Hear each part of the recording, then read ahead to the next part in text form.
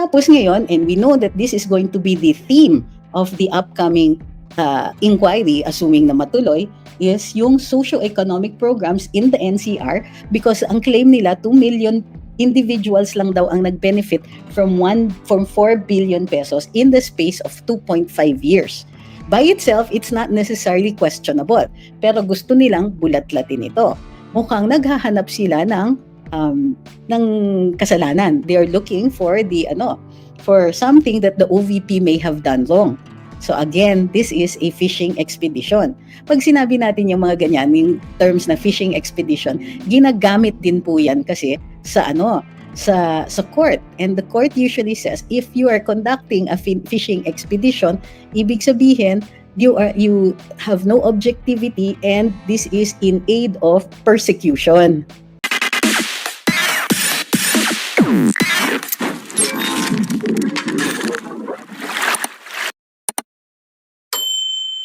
Ang topic natin ngayong araw na ito, may panibagong invitation galing sa Kongreso. Ang Office of the Vice President.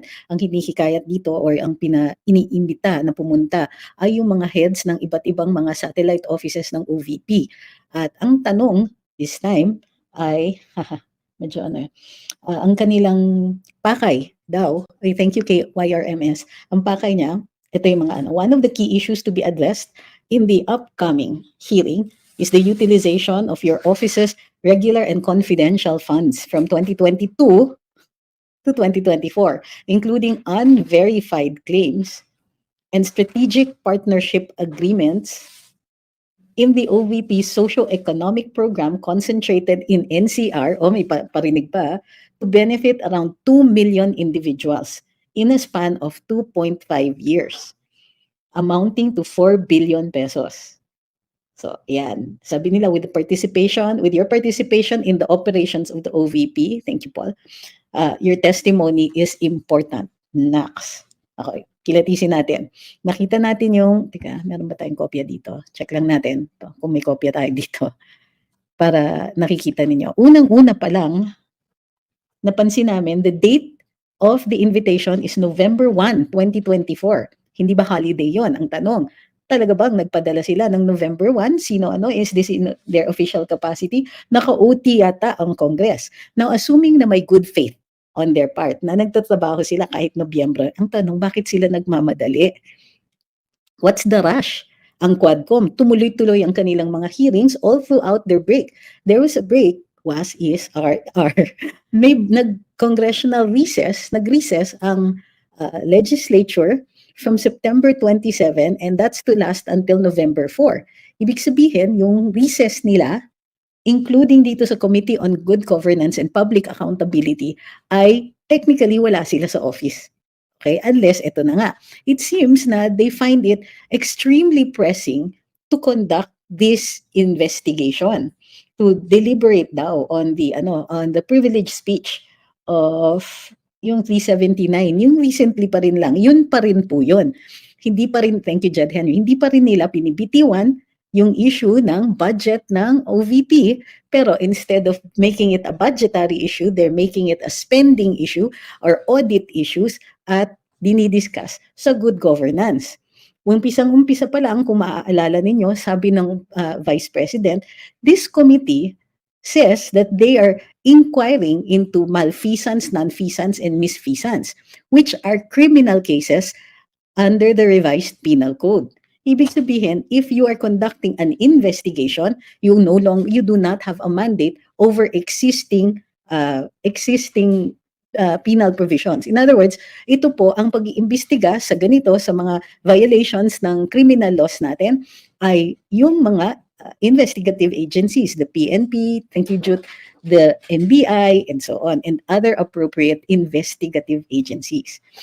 Magandang umaga sa lahat ng mga bagong dating. Ako po si Trixie Cruz Angeles. Ang topic natin for today ay yung invitation na in-issue ng Committee on Good Governance of the House of Representatives muli sa mga heads ng various satellite offices of the Office of the Vice President. Patungo pa rin sa kanilang continuing inquiry sa mga ginagastos ng OVP. Katakataka naman. Unang-una, maaari ko bang paalala, bago ang lahat, huwag pong kakalimutan like, share, follow, and subscribe. Paalala lang po natin sa ating magigiting ng mga mambabatas na hindi po sila huwes at hindi po sila bahagi ng executive branch na nag-iimbestiga ng mga krimen. Hindi maliwanag para sa atin kung ano ang puntirya nito. Kung in aid of legislation, totoo, talaga, hindi pa nila sinasabi kung ano ang legislation na gusto nilang gawin. Ay mabuti sana kung meron silang gustong i-assign sa vice-presidente in addition dun sa kanyang sole obligation or sole mandate na mag-take over in case the president becomes incompetent to continue to hold office. Sabi ni Ma'am Maria Luisa, kaya nga need natin maipanalo mga senador ng PDP at si Kong Marcoleta at Attorney Vic para maraming kakampi si VP Sara sa Senado. Talagang impeach na mga demonyong congressman yan si VPSD. Thank you for that. Miss Flower Frenzy, thank you din very much para dun sa padala ninyo. Para dun sa mga nanonood sa atin sa TikTok, huwag pong kakalimutan ang ating subscription goals. Kapag may subscription, pag na-attain natin ang subscription goal natin, then we will get to answer yung kumbaga yung question, particularly a series of questions from the person who sends the last gift na ma-attain natin yung subscription goal. At saka yung pinakamaraming pinadala din. Thank you kay Sophie. Okay. In the meantime, pansinin din po natin yung ibang mga hardworking trolls natin dito. Halimbawa, sabi ni Arnel Punla, fake news pa more. Ano po ang fake news dyan? Unang-una, kauumpisa pa lang namin. Pangalawa, totoo naman, mayroong investigation ang Committee on Good Governance at totoo din na may pinadala silang invitation sa mga heads ng satellite offices of the Office of the Vice President. Thank you, Cheds. So pakisabi nga Arnel Punla kung ano dito ang fake news. Ngayon, kung dumating ka lang dito at maghahagis ka lang ng mga ganyang klaseng komento, huwag ka mag-alala, kikita ka today kasi pinansin ka namin. Okay? Of course, that's the last. Sabi ni Ma'am Malu, atat na daw si Tamba at si Quezon. To what end? Ang tanong, to what end? Diba? Ano yung purpose nila? Thank you kay Cheds. Uli, hi, maraming salamat, Cheds. Sabi ni Jack Pilar, former President Rodrigo Duterte, whose trust rating was exceptionally high and unmatched by his predecessors and successor, thank you, Cheds and Maria Juana, should not be underestimated. In fact, the push to have him prosecuted by the International Criminal Court is unlikely to remove him from the political landscape easily. His popularity has already become part of the framework of Philippine history. Thank you, Cheds. Marking him as one of the most beloved presidents. Any attempt to, undermine his political career is likely to be futile. Basically, yes. Thank you, Jikoy. So, patuloy tayo. Ang tanong, unang-una, very hardworking at saka very much in a hurry. Ngayon, ang sinasabi nila, ang titignan naman daw nila ay partnerships. Partnerships. Ito, ang sabi nila ay yung including, yung hinihir nila is yung utilization of the OVP's regular and confidential funds from 2022 to 2024. Alam niyo kung gaano kalawak yun? Ibig sabihin, lahat ng ginastos ng OVP from 2022 to 2024, kasi it's both confidential and regular funds ang tinatanong nila, ang gusto nilang tingnan. At ini-include nila dito yung so-called unverified claims. Hindi maliwanag dito sa invitation kung ano yung unverified claims na iyon. Sino ba ang hindi nag-verify o sino ang nagsabi o sinong nagbigay ng mga claims na yon? Hindi maliwanag dito sa invitation. In short, this is a phishing expedition. Pakalawak ng coverage, meron pa silang mga unverified claims tapos yung sinasabi nila dito natin titignan. Na strategic partnership agreements in the OVP's socio-economic programs concentrated in the NCR to benefit around 2 million individuals in a span of 2.5 years amounting to 4 billion. Naks. Yeah. Sino naman yung inaaway ninyo dito?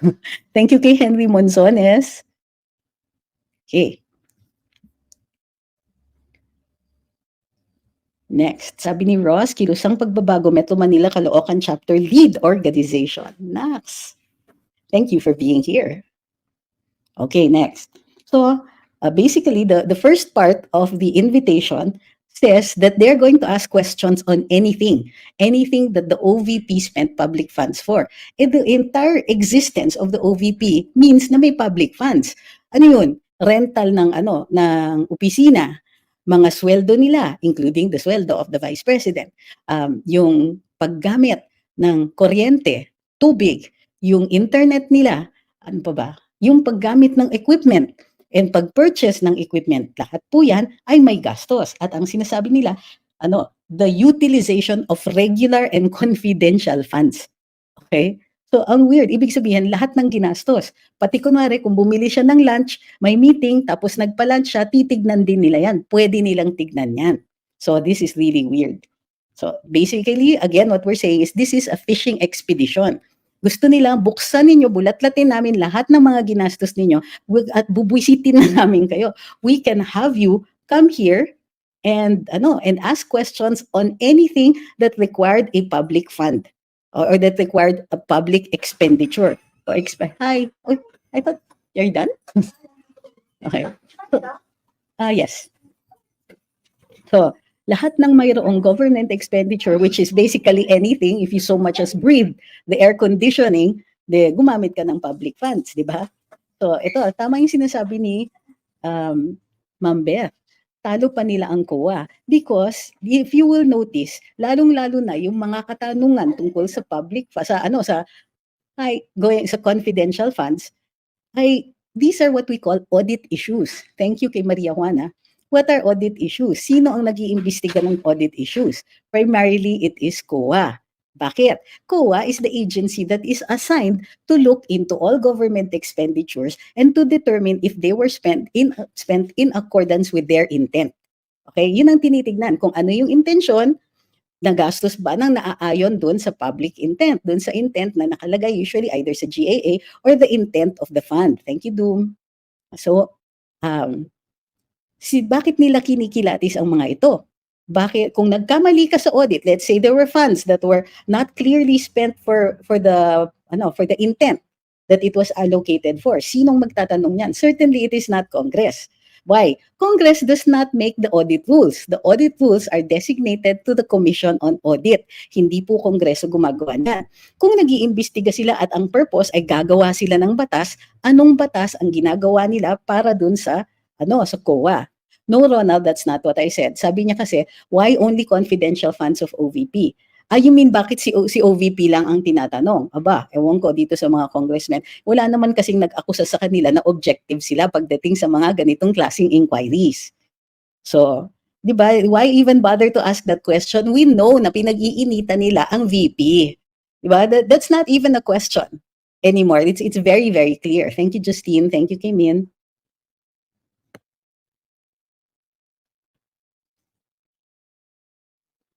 Sabi ni Ma'am Malu, why not just exclusive since it's confidential funds? What do you mean exclusive?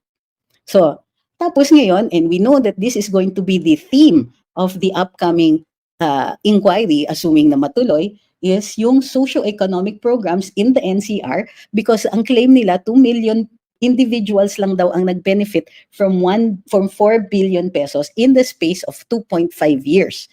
By itself, it's not necessarily questionable. Pero gusto nilang bulat-latin ito. Mukhang naghahanap sila ng kasalanan. They are looking for for something that the OVP may have done wrong. So again, this is a fishing expedition. Pag sinabi natin yung mga ganyan, yung terms na fishing expedition, ginagamit din po yan kasi sa sa court. And the court usually says, if you are conducting a fishing expedition, ibig sabihin, you have no objectivity and this is in aid of persecution. So, again, pang ilang beses na silang tinawag. So, kumbaga, why is this something that parang at some point, dapat tuldukan na nila ang investigations. Ang nangyayari dito is this is persecution through the conduct of investigation, of inquiries in aid of legislation. Kasi, binibisi lang nila yung mga tao. Why do they want to do this? Particularly, why do they want to look at socio-economic programs of the OVP? Ano ang problema with that? So, there too, na matagal na nilang sinasabi, bakit daw ginagawa ng OVP, trabaho naman daw ng DSWD. Siyempre, hindi naman sila nahirinan nun, samantalang sila din nagmimigay ng ayuda, pero trabaho naman po yun ng ng DSWD, which sometimes they claim is, ano ba yun? Ay, hindi, tumutulong lang kami sa DSWD kasi distrito namin yun. Ako, kilay ko, di ba? Paano kung sabihin ni VP Inday, ay, tumutulong din lang po kami dito sa DSWD kasi distrito namin ang buong Pilipinas. O, di ba, kayang-kaya nilang sabihin yan. But it is not clear what is the issue or what is the legislation they are attempting to create dito. Kumbaga, sundot lang sila ng sundot and binibisi nila para walang nagagawa ang Office of the Vice President. They will constantly be on alert. They're constantly going to Congress to answer questions. And even worse, gusto nila matakot, gumastos ang Vice President kasi every time na lang ay tatanungin sila sa Kongreso. Okay, para dun sa nagsasabing nagdodoble ang boses ko dito sa TikTok, I don't know what I can do about it po. So I don't know why nagdodoble po yon. So but what we can do is tigil muna namin yung TikTok tapos dito na lang po tayo sa kasi there's no issue doon sa sa YouTube at saka sa Facebook. Okay. Hi kay Erwin. Sabi ni, I don't have the name, wala bang petition to ask this congressman and Senate on how much tax money they have wasted on this so-called hearing? Actually, it should be inquiry. Na alam naman ng lahat for media exposure lang. Oh, it's not just for media exposure anymore. It's para maantala ang ginagawa ng Vice President. Okay? Ano yun? 'Di ba? Tumutulong sila, nagbibigay sila ng tulong na pagka may mga pumupunta sa kanila, maggutom, nagbibigay sila ng bigas. Kapag may disaster, tumutulong po sila. May mga disaster relief agencies. Pero how can they ignore pagka nanawagan na yung mga tao doon na wala pa hanggang ngayon na umaabot? Thank you kay Maria Juana. Alright. So, hindi nyo ba napansin, halimbawa, nung bagyong Christine, ang unang lumabas ay yung mga tao ng OVP. Nag-uusap pa lang doon sa disaster relief, doon sa NDRRMC, nagbe-briefing pa ang ating Pangulo, lumalabas na po ang mga volunteers at saka mga kawani ng Office of the Vice President at nakatarget na ng certain areas para mamigay ng relief goods. Okay? So maaga naghanda ang OVP at unlike the main forces of the government agencies na inatasan dito sa disaster rescue and relief na una nang lumabas ang mga kawani ng OVP. Okay, next. Sabi ni Leah, I don't understand why they don't let COA do their job. It's all politics. Precisely. It's not even, kumbaga, it's very easy to understand. They're not there to do their jobs.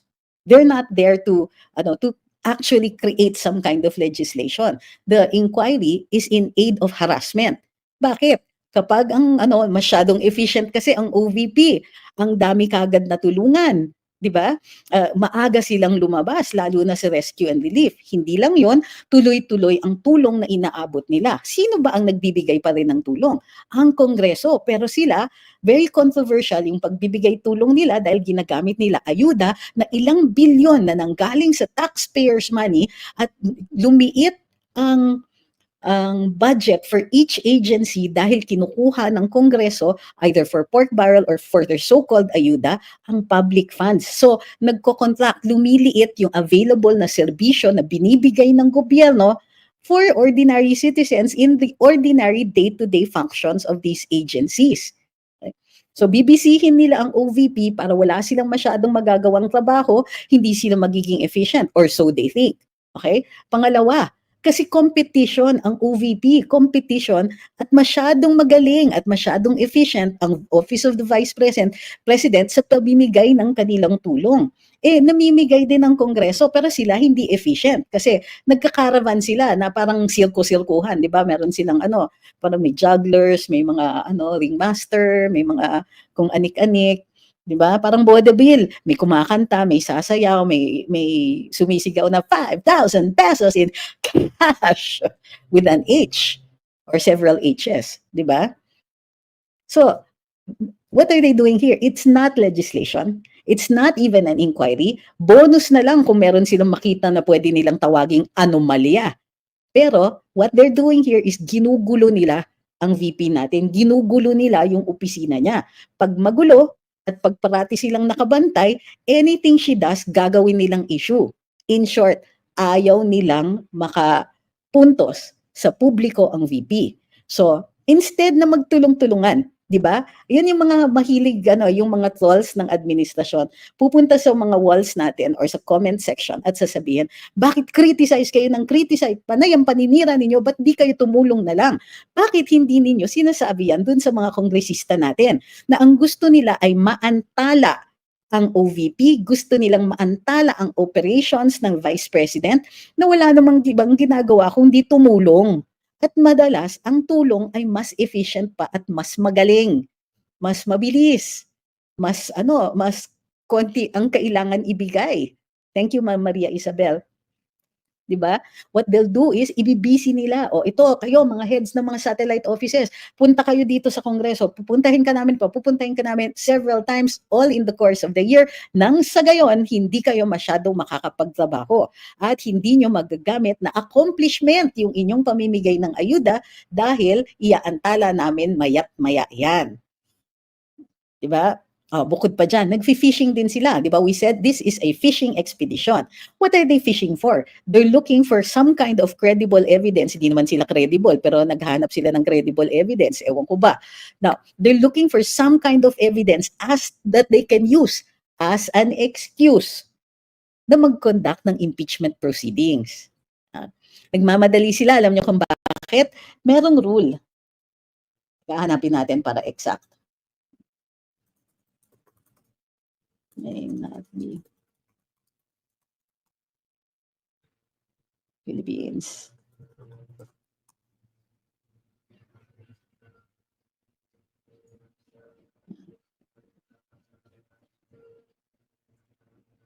Rules. Dali. Parang mali.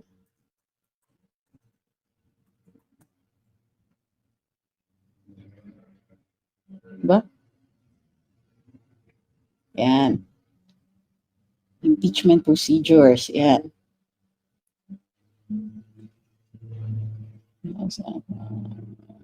Bar against him. Ito. No impeachment process. Ito yung mga bars. Nasaan na ba yun? May rule about elections eh. Well, mamaya na yan. But an impeachment can only be done once a year. Okay? So they can do that this year. Pag hindi natuloy, they can try again next year. Sabi ni Vice, nabudol tayo. Yikes.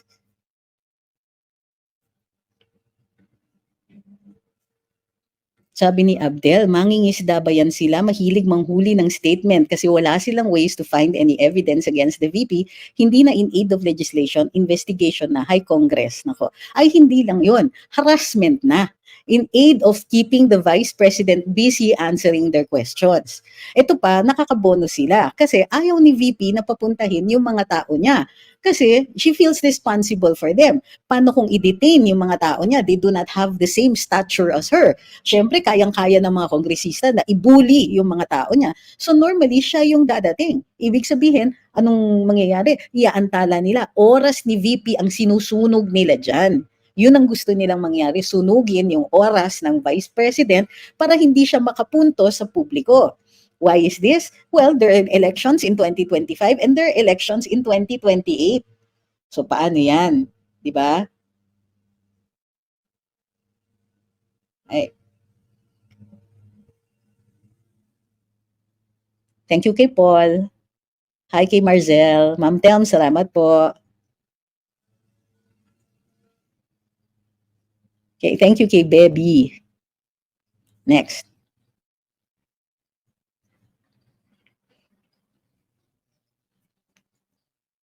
Jom says, nag-divert lang yan sila ng attention para hindi na magtanong sa mga flood control na wasted na masyado. That may be another reason also. Siguro pinupush sila ni Zaldico para hindi na matarget ang flood control sa Bicol. Unfortunately, kung yan po ang kanilang strategy, they underestimate people. Ano ba akala nila? We can only look at one thing or give attention to one thing at a time. Kaya naman natin pagtuunan ng pansin yung ginagawa sa VP while at the same time calling them out for their failure to to check on the so-called flood control projects. George says half the time BBM is devoted to this demolition job, half of his time for his travels, rest, and recreation. So what is left for the Filipino people? So really, it is up to us to fight this out. I agree. It really is up to us to fight this out. After all, we are responsible.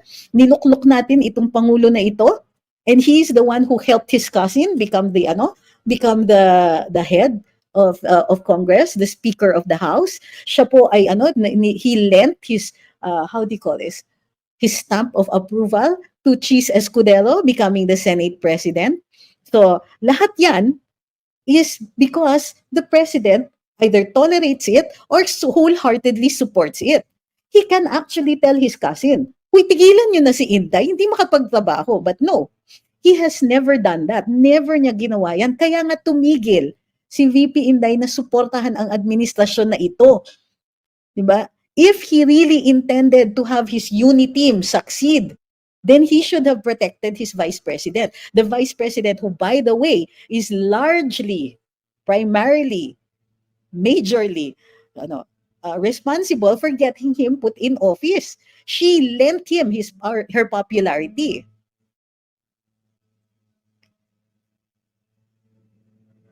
Ayan, sabi ni Ma'am Carmela, bukod pa dyan, kaya nga nagmumukhang very efficient at very magaling ang OVP dahil, sabi ni Ma'am Carmela, pinipili nila ang kanilang binibigyan ng ayuda. Dito sa amin, color coding, sabi niya. Nagbigay ng akap ng mga teachers na hindi naman kapos sa kita at totoong hirap sa buhay. Hindi binibigyan basta hindi bumoto sa kanila. Ay hala, ayan na po.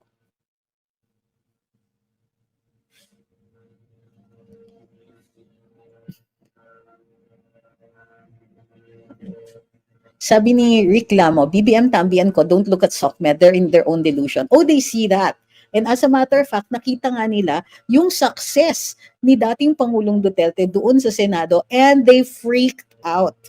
Takot sila, which is why they have to rat-rat. Mas matindi na ngayon ang pagraratrat laban sa VP, laban kay PRD. Pero I think natuto sila kay PRD. Hindi na sila ang nagsasalita. Pero nakikita ninyo, ayan, ang Quadcom, double time. Kaya tuloy nahuli. Nahuhuli yung kanilang how do you call this? Pag-suborn ng perjury. Ayan. Tony says, wala po bang magagawa ang judiciary sa ganyang asal ng HOR? Nahalata namang di nila ginagawa trabaho nila at nag-aasal hukum pa sila. Ang hukuman po, hindi po yan pwedeng epal. Ang hukuman, nagde-decide ng mga cases and controversies na fina-file sa kanilang mga sala. Hindi po sila pwedeng mauna. Ngayon, kung gusto ninyong magsalita ang Korte Suprema o ang mga hukuman, kailangan mag-file ng kaso nang sa gayon mayroon silang masabi. Ngunit, base sa kanilang mandato, they can only decide cases and controversies in accordance with law, jurisprudence, the facts, and logic. So, hindi po pwede silang magbigay ng mga opinion na hindi base dun sa mga yon.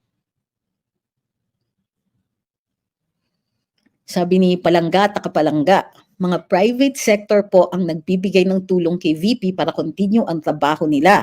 Kaya zero budget nyo na mambubudol bang B-admin, hindi nyo matitibag ang OVP namin dahil kakampi niya ang Diyos. Okay, very good.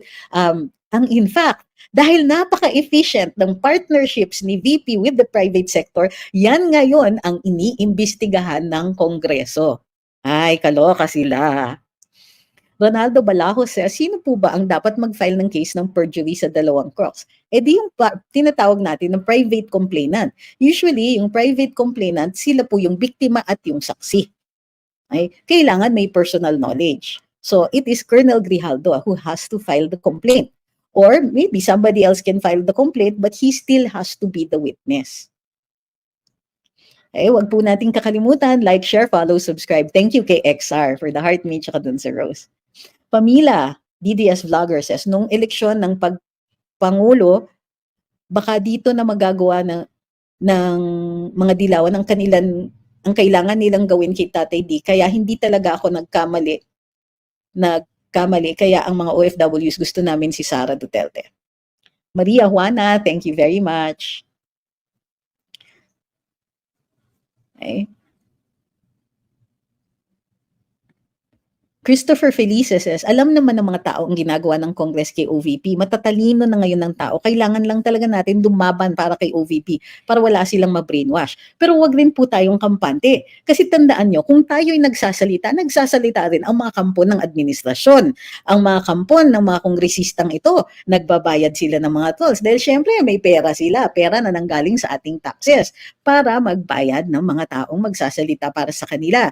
So wag din po nating kakalimutan, importante yung ating pagsasalita at pagpapahayag ng matabla yung kanilang false information na nilalabas tungkol sa ginagawa nila dito kay VP. Jom says, kaya ako nasabi na nag-divert lang sila ng attention para maiwasan ng issues of flood control kasi every time may kalamidad, either PRD or VP Inday yung tina-target nila, halata naman sila. Yes, but that also diminishes the other intentions. Tandaan ninyo, sinabi na ni PRD ang tunay na intention sa kanila kung bakit binabakbakan si VP at especially si FPRD ay dahil sa charter change. Kaya nga po sa Maisog ang t-shirts namin ay protect the Constitution because all of this is because they plan to change the Constitution para sa kanilang mga term extensions and para tuloy ang ligaya sa paggamit nila ng pera ng taong bayan.